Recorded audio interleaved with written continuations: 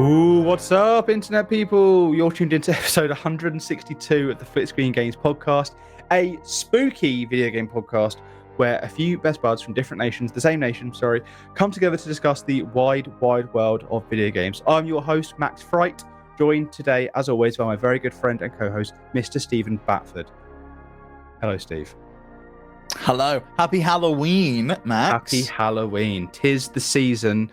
I know. I've got a t-shirt and everything with a ghost on. I'm prepared this year. This is as far as I go with fancy dress. No further than this. No, I'm purple and orange. That's good enough. I think it was all I had. So get off my back about it. Are you doing anything for Halloween? Other than this, you mean? Because we're obviously recording this on Halloween. No, my general rule of thumb for Halloween. Also, we're recording the Steam Deck podcast, by the way. My general rule of thumb for Halloween is avoid.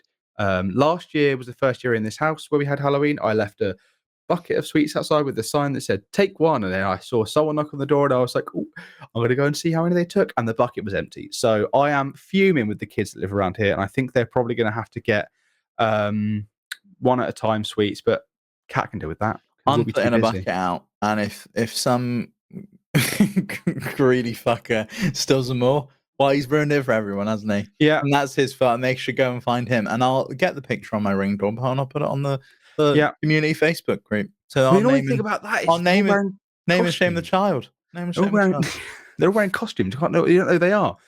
But hopefully they feel guilty enough. Anyway, we are not just talking about Halloween today. Actually, were you doing anything for Halloween other than recording the Steam Deck podcast? I am having some friends over on Saturday. And we're going to play some Jackbox and stuff. So it's like, it's Halloween adjacent. We've got the house is all decorated. Yeah. Henry's gone crazy with the decorations. Oh, yeah, we've had pumpkins in this house since the middle of September. So that's good. I've got to carve one of those. Yeah, well, ours aren't real. Ours are just like crocheted and fake and covered in glitter and stuff like that. But hey, oh, and then the glitter gets everywhere. Yeah. But they only come out once a year. She loves Halloween, and I'm fine with it. I'll let it happen. So, but we've got other spooky things to talk about. The spookiest thing of the year, I guess, the spookiest game release of the year happened. Concord came out and scared all the gamers away because no one wanted to play it, and then they took the servers away, and then they left it like a spooky ghost, and then it was going to rise from its grave. I'm really trying here to thematically wrap this up. It was going to rise from its grave, but it didn't. So now there's a new corpse, and that is Firewalk. So I didn't use any of the three different headlines. I like these. I giggled at "Everyone is fired and must walk" was a great one. Yeah, they must walk out. Yeah, Concord goes the way of the Concord. I think we almost used that one for the last. Yeah, I think we've used that. I think that's not original in any way. Yeah, this one's like so. This is. It's expected but terrible news, and it's Nintendo, not Nintendo. We've just recorded Nintendo noise. Sorry, Sony has decided to close a couple of studios down this week. One of which is Firewalk. We'll talk about Firewalk in a second. The other one is Neon Koi, which was a mobile studio, and they were working on a mobile action game that they've also decided to scrap. But the bigger news, I think, is Firewalk. Yeah, I think so. Sorry, I thought you were going to read that out then. So I clicked onto it. So this has been this was all announced yesterday. We were hoping to record like as it happened. We were ready for it, and then Steve threw himself down the stairs. So it was like an episode of EastEnders. As I went down, it was like doof, doof, doof, doof, doof, as I went down, and then I had to go to the hospital and get X-rayed. How long did that take? We got a taxi back, I think, at 9:30. That's not too bad. Wasn't too bad. That's really good. £52.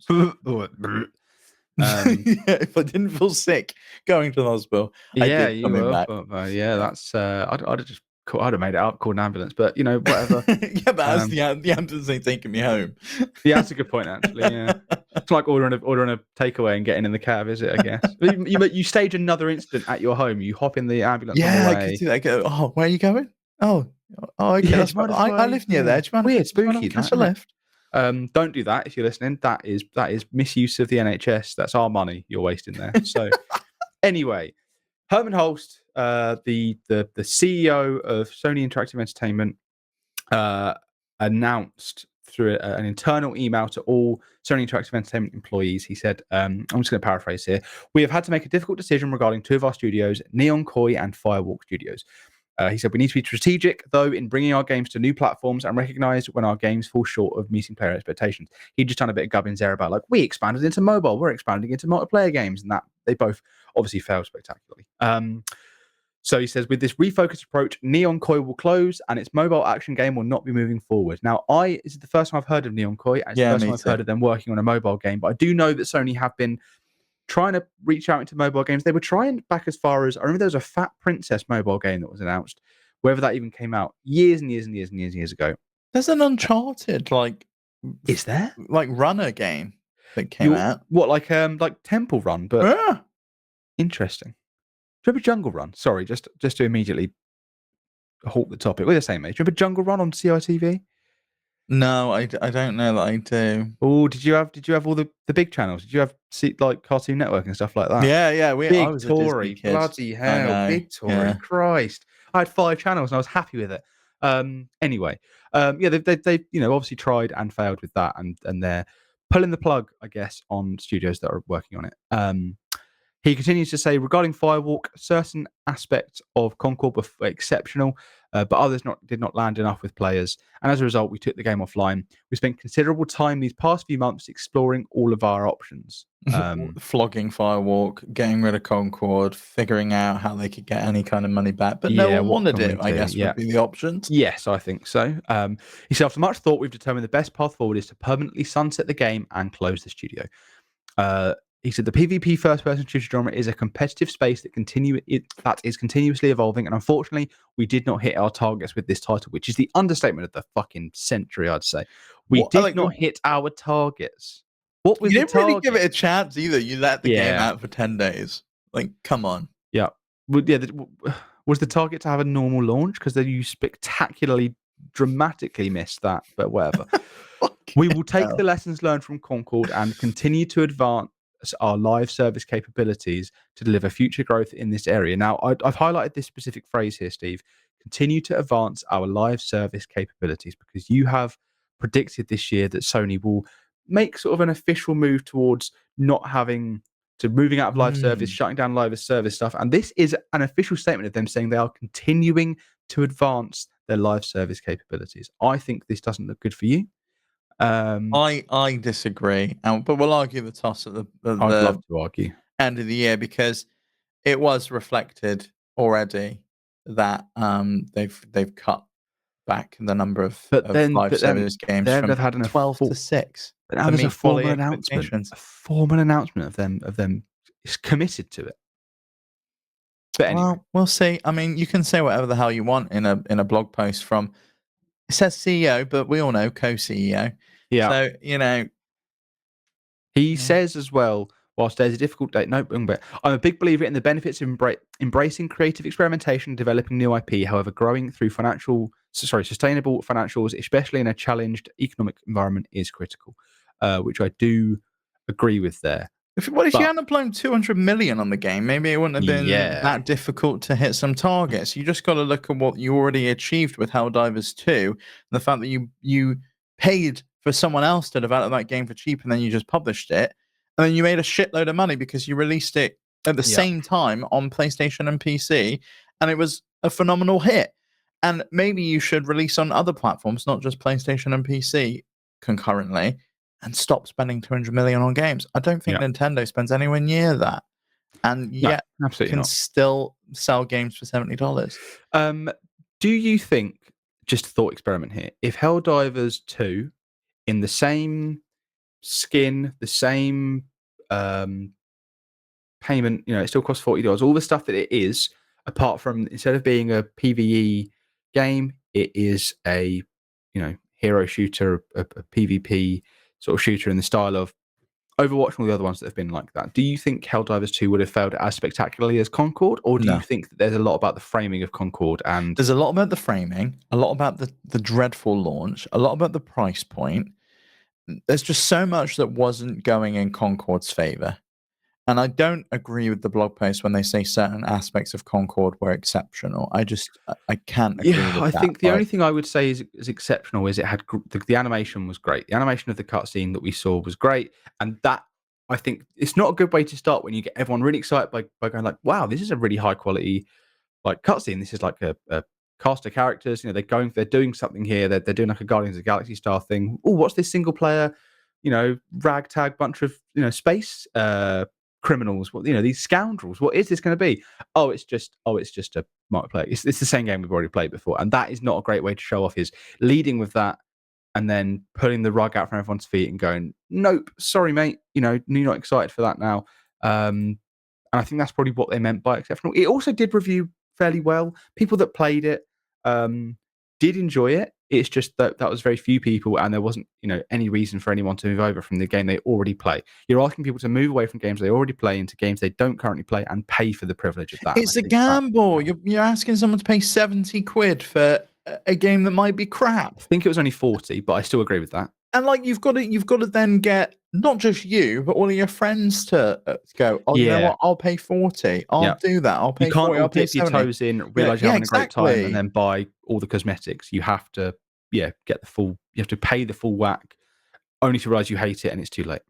Yeah, you've got to do one or the other. You've either got to charge people for the game and you get everything, or you don't charge people for the game. You go down the cosmetic, the battle pass route. I mean, even Blizzard wasn't able to continue the success of Overwatch with Overwatch 2. They had to go down the free-to-play route. There's so much going on in that PvP space. That is one of the things in the blog post that I think is correct. You just got to look at everything that Valve does. Like they just go, oh, you know what, we'll chuck this out for free. And people can pay stuff. And they're like so successful with that model. And they don't release their games on console. They're only ever on PC. It's just like, what are you doing? And like, this is a damning indictment, I think, not only of Jim Ryan, but also Herman Holst. And he needs to take a lot of responsibility here. There's 2 blog posts welcoming Savage Studios, who then later got renamed to Neon Koi, and Firewalk Studios to the PlayStation family, both written by Herman Holst. Both got his name all over it. He was the head of the studios at that time, and he's got to take a lot of that responsibility. It's a lot of it goes his baby. Exactly, and a lot of it goes to Jim Ryan and his strategy for live service games, which is clear it didn't work, and that ridiculous acquisition of Bungie, which has been a disaster. Yeah, and I think, but still, what is Herman? What was Herman looking at?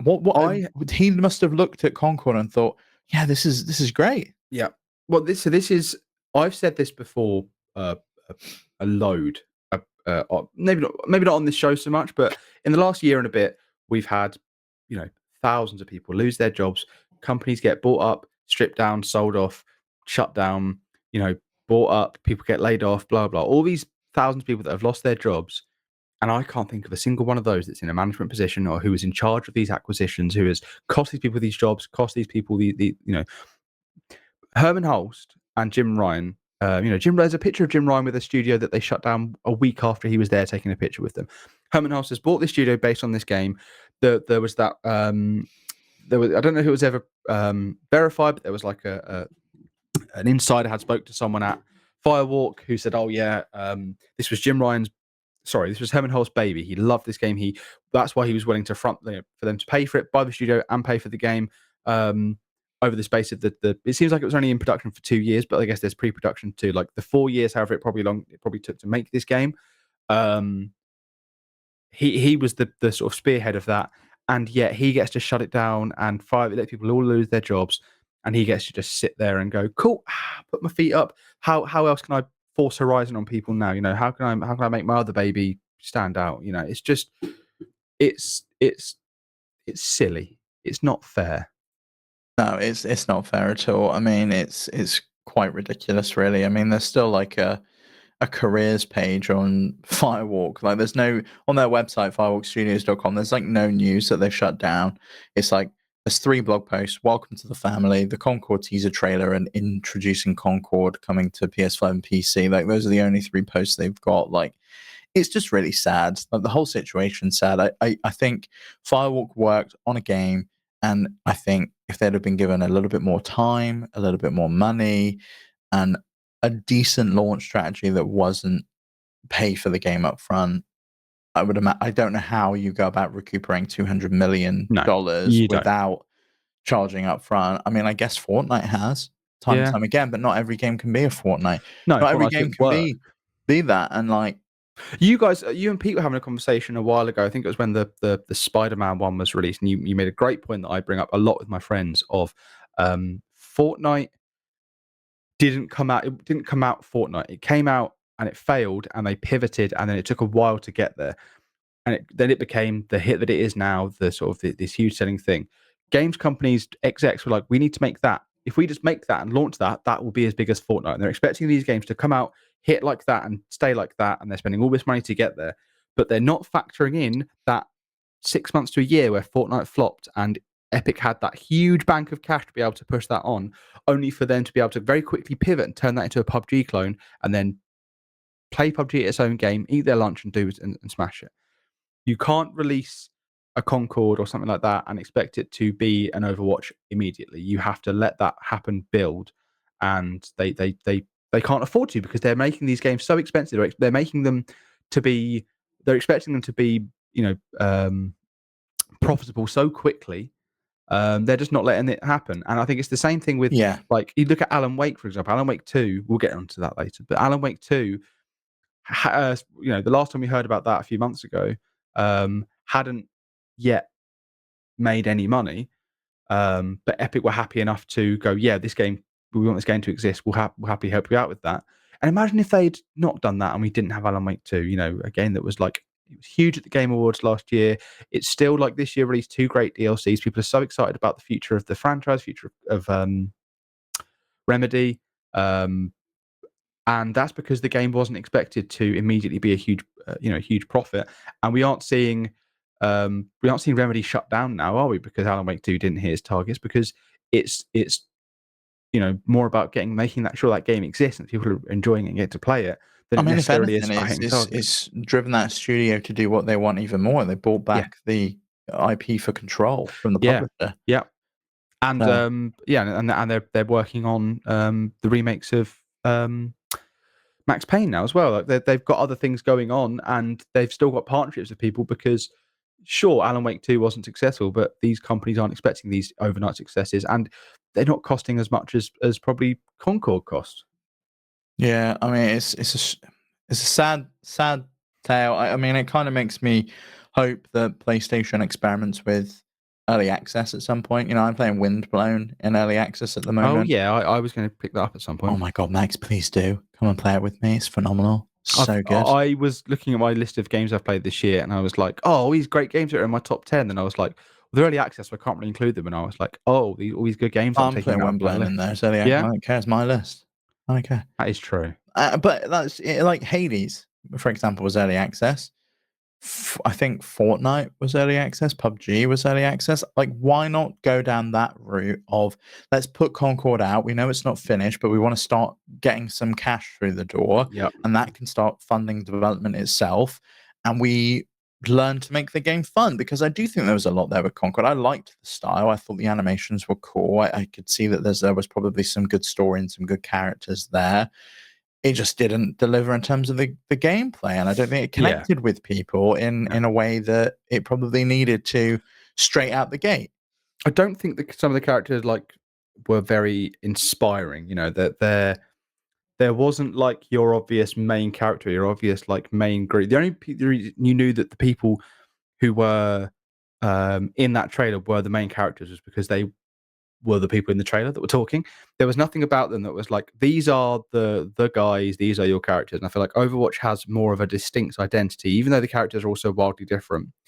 It has a more distinct identity than I think Concord did. Because it was almost like trying to ape on what almost Animal Crossing, what Overwatch and what Guardians of the Galaxy was doing. It was just trying to do that in a different way. But they obviously believed in it, because they were crafting the entire big USP of the game was weekly, full, voiced, very expensive CGI cutscenes that tell a story. There was a whole episode of Amazon Secret Level dedicated to Concord. So all of these, all of these things show that Sony obviously believed in this very, very strongly. They whether this was just Herman doing it, but they were like, this is going to bang, this is going to be great. We're going to have tie-ins. We're going to do this. And yeah, just didn't happen, obviously. But I feel like that's something they should have nailed down before they spent 200 million on it. Really, is what is our identity? How are we going to get people to care? Yeah, and like going into committing to something like that and then not letting it play out, like not letting Secret Level come out, and not letting that episode air before you go, gonna yank the plug on it. It's kind of crazy. You had this whole marketing strategy, but you never followed through. It's really sad, and I feel really bad for everyone at Firewalk that's obviously now lost their job. I feel bad for the studio's founders who sold their game to Sony with the promise that they would be able to make this hit there and have all the support and things. I feel bad for really anyone that believed that this game was coming back, because I think when it was pulled from the store, it was obvious, at least to me, and I think to you, Max, that was it, that they weren't going to be able to bring this back. There was a lost episode of the podcast where we talked about all the different options of what they could do to fix the game. And on that list, one wasn't pull the game offline, but also it was never take a break and come back. I think if it was going to be gone, it was going to be gone. And I think that was obvious, like you said, from the second they pulled it, there was no way they were going to be able to work this back. And he said they thought about it, they tried to work it out, and it just isn't going to happen. I do think it's a huge shame, but I also think it's unfair and still weird that even though people have lost their jobs, the studio shut down, the game no longer exists, people online are still reacting as if they made something offensive, or that it actively, was an evil or bad thing they've done. Some of I'm not going to read on anything. I'm not going to sort of read on some of the more hateful shit, but stuff where they say like, I hope you learned something from this. I hope from losing your job, I hope you learned something from this. What does that? You deserved this. What is that? Why? Just because they made a game that didn't do very well, didn't hit that, didn't get that many players on board. Why does that mean that they deserve to lose their jobs? People saying like, in your next job, remember, you're making games for gamers to buy, not for yourselves. What are we're talking about an art form here? What if not making it something that you want to play and that you enjoy and something you believe in? You're just making a product. Why do people just want products that fit everything like that? I know that's what for me, the best products that I've ever used are products by people or games by people or movies by people who they made it for themselves. Yeah. But that's what they wanted, and they knew specifically what they wanted, and they had an idea in their head and a niche and something that they couldn't find out there that hadn't been fulfilled by whatever it was, and they were able to build it themselves. Yes. And that is what makes something special and something good. Yes. I have a vision. I believe in that vision, and it's not by committee. It's not designed by profit. It's not board members tinkering.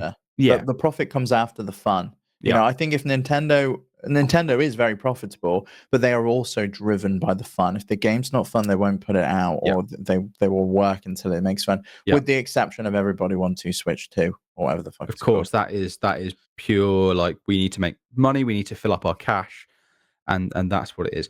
The thing about Nintendo as well is that they will put out a game that might not sell 1 million copies, and that isn't a disaster to them. That is, we put it, there are games that they'll release that won't sell very well, and they'll tail off, and that's fine. Well, they must know that they put stuff like Labo out, they put stuff like Game Builder Garage out, and that doesn't sell incredibly, but it's for someone. Yeah, those are all projects. Yeah, those are all projects that someone's had a thought of. They're not spending 200 million on it. And that's, I think, the big problem here. And this is something we spoke about in last week's episode, which was like AAA is killing AA. It's killing the experimentation.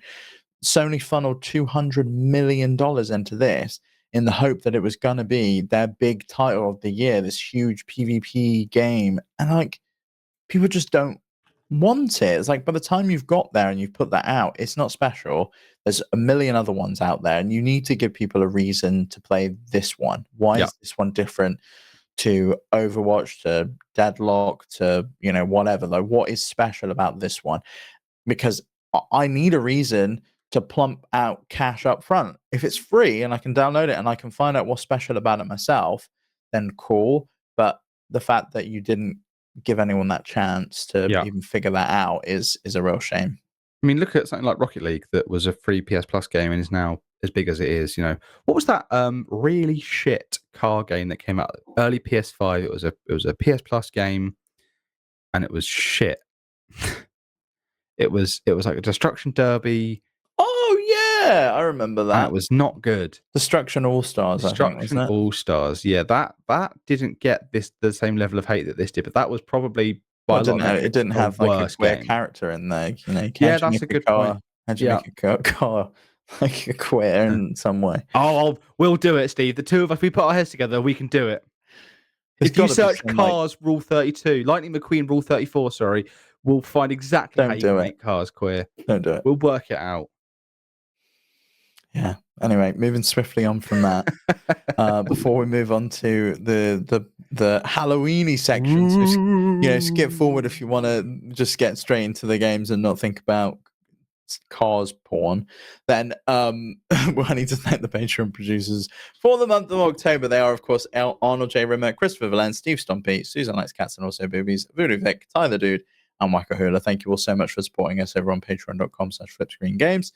If you want to join them, head on over there. And if you want to catch up with us everywhere else we are on the web, including our Discord, head over to our website, flipscreen.games. You can find us everywhere, including our YouTube channel, TikTok, and links to our sister shows, Nintendo Noise and the Steam Deck podcast. Max, back to you. Hell yeah. So, as we currently know, this is the scariest month of all. I'm terrified right now. Are you scared, Steve? It's red behind you. That is scary. Oh, do you know what? While I talk, I'm going to also have red. I would like to be red. You don't have to put on your red light tonight, Max. It's like him from the. It's like Sting. Roxanne, you don't have to put. Anyway, I've had enough singing on this podcast for 1 year, I think. I wanted to talk about some spooky games. Last year or the year before, might have been the year before. I think it was the year before. We spoke about there was like a survival horror. There was loads of survival horror stuff happening, and it was a big. I think it was all sci-fi survival horror, wasn't it? I'm pretty sure like Resident Evil 4, Silent Hill 2. We spoke about like our most favorite. Was Resident Evil 4 on my anywhere near my list? No, no. This was this. I think this was. It had been announced, and it was 2022, and we were talking about games that we liked in the genre, games we wanted to play, blah blah blah blah. But we're going to do that again. But I just want to talk about games that are like, what do you play during this spooky season to get yourself in the mood? Do you play Halloween games? Do you play just spooky things? And I'm going to start by talking about a spooky game that I played last week, which is the Alan Wake 2 Lake House expansion. Came out last week. I had the expansion pack, or whatever you call it, the season pass. So I played that on release. And I enjoyed it. It was a lot more of it wasn't as much of an ending to Alan Wake 2 as I thought it would be, and more of a link or a prequel to Control 2, which is very exciting. So I was really, as a big Control fan, I was really into that. It was quite scary. I was jumping a little bit. I would say it's quite short, and I would say it's sort of like a bit frustrating because when I played it, there weren't that many healing items around. They've since patched it to include some more of those. But I think if you played Alan Wake 2 and you enjoyed it, and you had the season pass, I think it's well worth your time playing it. I'm not sure that the season pass was worth the £15, whatever it was, for both the DLCs. I think that the Night Springs was fun, but I wanted more Alan Wake 2. I wanted more of an addendum to that story. But I guess, as we spoke about, Remedy is still going. Remedy doesn't seem to be going anywhere anytime soon. I don't doubt that we'll get an Alan Wake 3. Well, probably after Control 2, right? Probably after Control 2, yeah. Or after Firebreak. I forgot they were working on that. Oh, yeah, I forgot about that. Wasn't that now... Oh, Condor. That was it. That was Project Condor. Because I was like, wasn't that Project Concord? But no, it was Project Condor. I'm actually quite excited about that. I like the Control universe. I like the Remedy shared universe. I like the Control aesthetic. I like the way that the way they have their levels designed and stuff like that. I think that'd be quite interesting as a 3v3 shooter. It just really depends on whether it's going to be a £40 game, or if it's going to be a free game, or whether there's going to be a single player element to it, or yada yada yada. But yeah, Alan Wake 2 Lake House. give her a go. Why not? Steve, there's something I want to speak about that covers, it's like if we had a Venn diagram of things that we enjoyed, and then there's a little bit in the middle that was this It was tomorrow. both. Okay. The Castlevania Vampire Survivors DLC comes out tomorrow. Well, today, I would say. Today, sorry, it comes out. It's already out. Sorry, it's already recording on Halloween. I'm jazzed as fuck about this. Are you? Yeah. I kind of moved on from Vampire Survivors. Well, so did I, and I haven't played it in a long time. But now they're doing when I watched the trailer for this, and I was like, oh wow, they've got Trevor, they've got Simon, all these characters. I was like, oh god, they've got Soma Cruz. Oh god, they've got Miriam, not Miriam. Forgotten her name. I've forgotten her name, but still, there was just so many deep cut characters from all the Castlevania games, and all of them have their own special weapon. There's 20 new weapons involved that are all Castlevania themed. There's a new level that Castlevania themed that seems to be a big castle map. So there's not just one big open area; it's room. There's music remixes of the classic Castlevania music. It is it just seems amazing. It just seems cool. It just seems wicked. It seems like considering it's very obvious that Castlevania was an inspiration, not not necessarily for the gameplay or anything like that, but the theming of it and the characters, and the pixel art and the the fact that the first character you play as has a whip, and then there's a dude that looks a bit like Richter Belmont with a with knives, and all of the sub weapons are in it. The book, the cross, all of those things that are very, very, very, very Castlevania. Oh, the book is such a good weapon in that game. I forgot, whizzing around the Bible. Oh, and that's how it works in Castlevania. Everything from that game is basically lifted straight from Castlevania, and I think it's great that the creator then gets to work with Konami and bring that full circle, but also to add a whole new load of characters. And also with this one, characters how's it going to work for if some of the weapons are already lifted from Castlevania? Is he going to bring? Yeah, that's what I think. I think characters have their most famous weapons, I guess, and they will be added in. I think Alucard's got his one of his swords or something, and his shield. Then I think each character has a weapon that they start with, and they always have the same as the other one. But you can also swap between different weapons. There's a new, I can't remember what it was. They added something new where you can go into the character and say, I want this or whatever. I want to start with. I'm having the book. These weapons. No, but I think it's for that character has 2 or 3 to pick from. It's £4. I'm picking this up ASAP. Just because I'm really excited about playing some more Castlevania shit. I've played 6 or 7 Castlevania games this year. That's a bit insane, Max. Yeah, I really went hyper fixated on it. Hyper fixated on Castlevania and played 4 games in a row, and then I was like, okay, no more of that. I'm done with Castlevania now. And then the day after that, they were like, hey, here's that DS collection you've been waiting years for. I was like, oh, so I went and played all 3 of those again. But yeah, I'm very excited about this. Yeah, I might pick it up. I kind of I was playing that is it Tam? Temtem. They did a Vampire Survivors claim. They did. Temtem Swarm. I was into that. That was good. I was having a good time. I downloaded that for Next Fest, and then I can't remember why I wasn't on that show, but I didn't end up playing anything anyway. Oh, I remember now, actually, yeah. So yeah, I would like to give that one a go at some point. I think that's just a demo, wasn't it, at Next Fest? It's not actually released yet, has it? Or is it in early access? I think it's in early access in the same way that Windblown is now in early access. Yes. I'm obsessed with Windblown. That's the only thing I've been playing lately. But I think there's the Fears to Fathom series. Do you remember last year? I was obsessed with those. They're coming to console, Max. The latest ones come to PS5. I think it's coming out on Halloween. So you can play today. Yeah, you can play the Lookout one on PS5 now. And before they were only exclusive on Steam. So it's nice to see them coming to console. Hopefully they come to other consoles as well. But PlayStation is another place you can play it now. And I highly recommend that series. They're really fun. Right, these are just bite-sized little horror experience, so they're experiences based on real life things that people have said have happened to them, it might be something spooky happened at a hotel, or they stayed in a lookout tower, like a firewatch tower, and something happened there.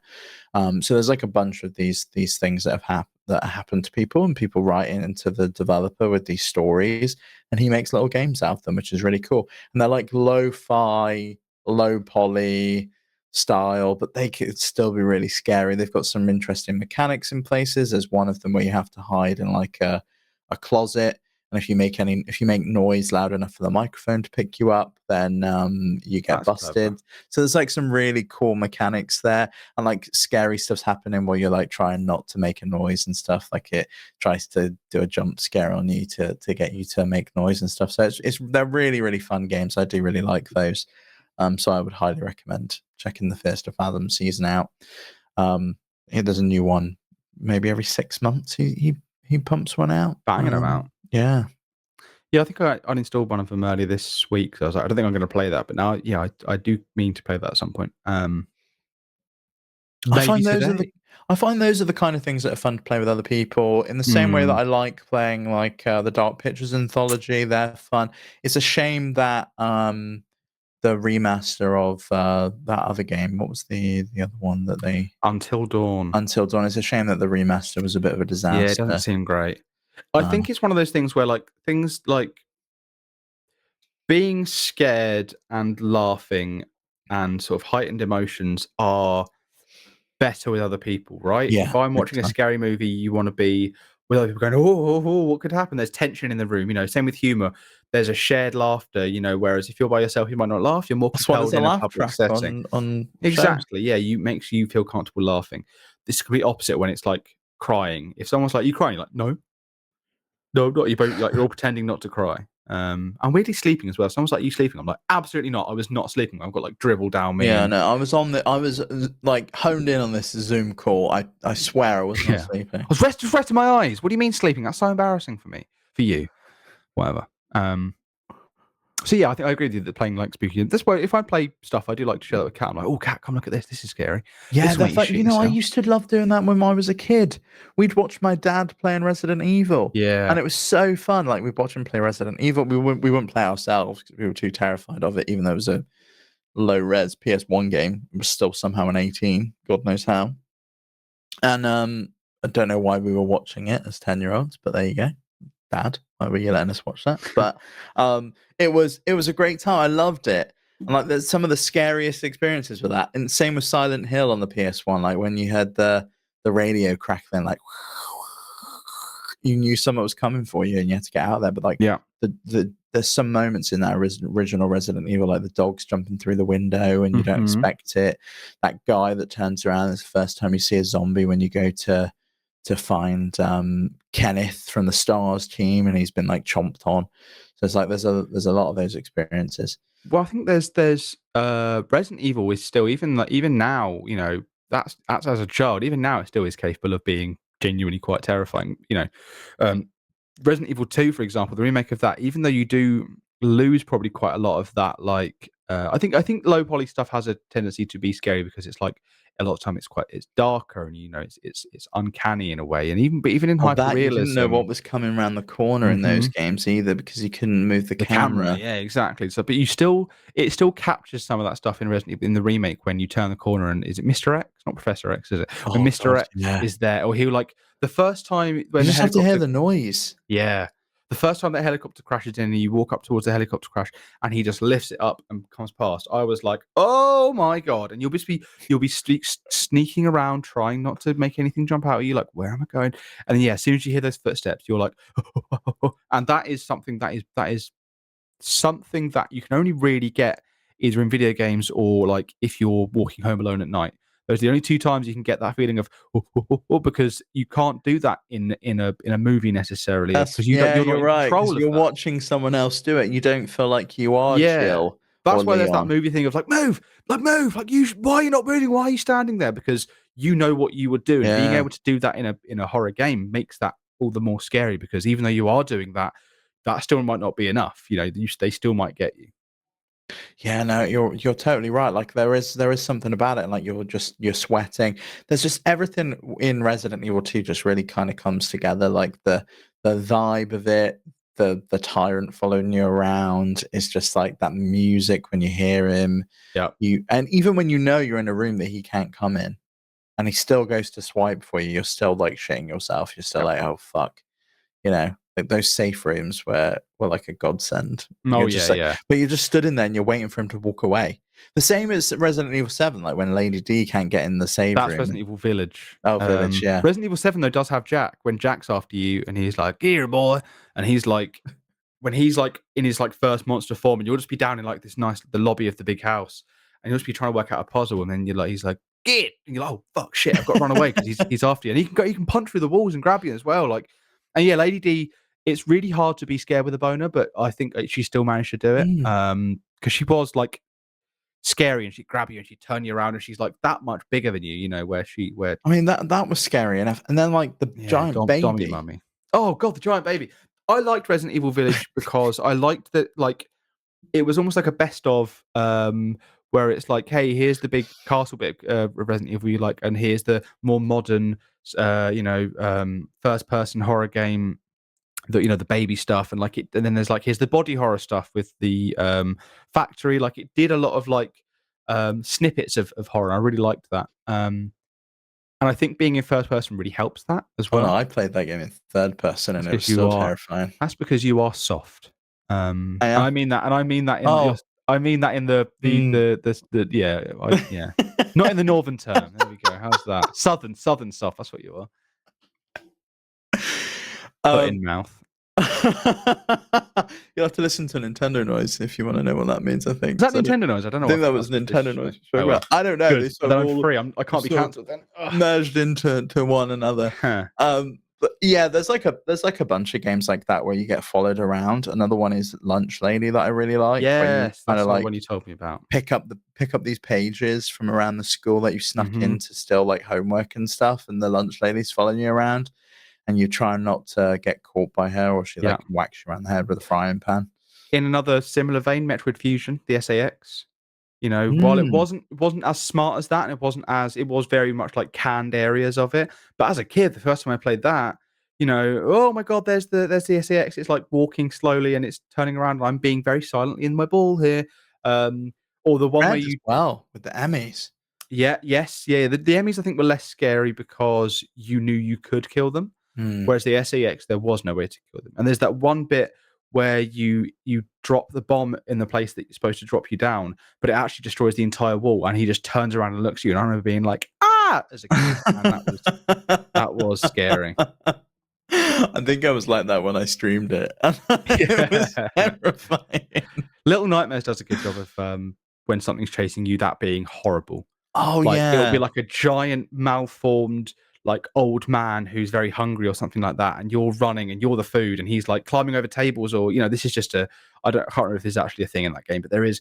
Every time someone's chasing you and it's like always so close, he's that far behind me. Limbo's the same, like where the dogs are trying to get you. Yes, and inside as well, another like just that style of game. I don't know what you call that kind of game. It's very much the same. Like it's every bit is played, every puzzle is played as like a little slice of the game, and it's always a side scrolling, like here's a little bit of puzzling and you're moving things around, but yeah, they are just atmospheric and really, really like fun to immerse yourself in. Yeah, they're great. I like those, but I do also still like the the blockbuster Last of Us games as well. And the Last of Us, when I replayed that last year, oh my god, the bits when you get to like the cannibals, and it's like that is truly terrifying, and you have no idea. You have no idea what's going on, why you're playing, who you're playing as at that point, and like, are you alone now? Like it's a scary situation, and you've kind of just got to like figure out and navigate it, and you don't really know what's going on. So it's like The Last of Us really had a lasting effect on me. I think that is scary as well, for being like not just there are zombies, but also the people were scary as well. Yeah. What would humanity do in this situation? And they would do shit like that, Yeah, that's terrifying. And then there's just like simpler experiences where it's not necessarily the game that's scary, but it can be spooky. Like Inscription, Act 1 of Inscription is really spooky, and you don't really know. Games that can break the fourth wall in that way sometimes as well, Yeah. where it's like you're like, oh, this is reaching out to me in a way that games don't usually do. You know, usually I'm playing the game, but the game's like turned its eye on me, and it's like, I see you. Here's give me a file or whatever. You know, that I'm not going to spoil anything, but the stuff that it does. You know, and then like I think there's games that you wouldn't necessarily think of as scary, but they can be depending on who you're playing with and how you get caught. Like something like Among Us, when you're in the middle of like cheating or doing something, like you're hiding an event and someone walks around the corner and sees you, and now all of a sudden they know and they're calling a meeting, and you're like, oh shit, I've just been found out. That I have done it because it reminds me, it's the thing, right? And I think that there are games that aren't necessarily scary but do invoke horror. You know, the horror genre, like Carrion's another example of something like that, where you are just playing like a fleshy, phenomenal game. Yeah, like the thing-like creature, and it's like you are embodying that horror.